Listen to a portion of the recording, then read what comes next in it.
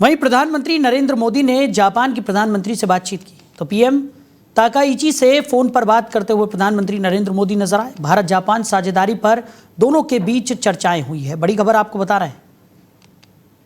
तो प्रधानमंत्री नरेंद्र मोदी ने जापान की नई प्रधानमंत्री साने ताकाइची से बातचीत की और उन्हें पदभार संभालने की बधाई दी। तो 64 साल की ताकाइची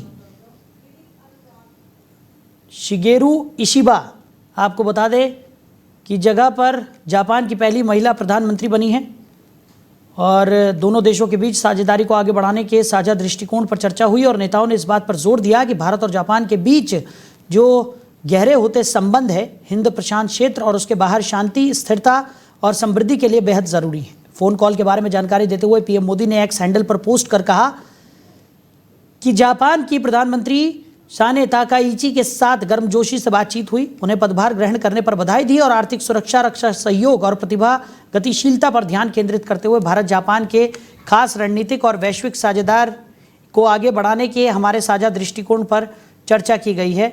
इससे पहले 21 अक्टूबर को पीएम मोदी ने जापान की नई महिला प्रधानमंत्री साने ताकाइची को बधाई भी दी थी। तो इसी खबर पर ज़्यादा चर्चा के लिए विनीत अनुराग विदेश मामलों के जानकार हैं, वो हमारे साथ जुड़ गए। विनीत जी, बहुत स्वागत है आपका। विनीत जी, प्रधानमंत्री नरेंद्र मोदी और जापान की प्रधानमंत्री ताकाइची के बीच में जो बातचीत हुई है, कैसे देख रहे हैं? ये दोनों महत्वपूर्ण एक भागीदारी या साझेदारी की तरफ चीजें आगे बढ़ रही हैं। असल में मुद्दा ये है कि अभी जो जिस तरीके का दौर चल रहा है, एक तरफ अमेरिका और चीन दोनों ही जो बड़ी ताकतें हैं, उनके साथ भारत के रिश्तों में थोड़ा सा खटास, अमेरिका के साथ तो खटास दिख रहा है, चीन के साथ परंपरागत रूप में रहे हैं। जापान की समस्या यह है कि 2013 के बाद से ही जो है जापान अपनी सुरक्षा को लेकर बहुत चिंतित है, खासकर चीन और नॉर्थ कोरिया की आक्रामकता को देखते हुए, और अमेरिका का जो निष्क्रिय रवैया है कि वो बहुत कुछ कर नहीं रहा है।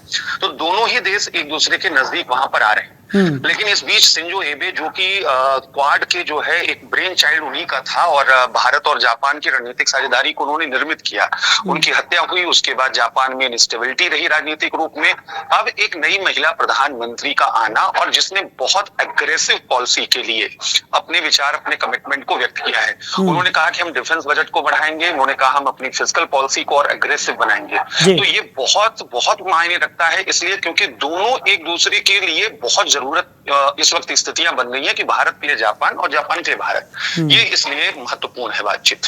चलिए विनीत जी, हमारे साथ जुड़ने के लिए, इस तमाम चर्चा के लिए आपका शुक्रिया।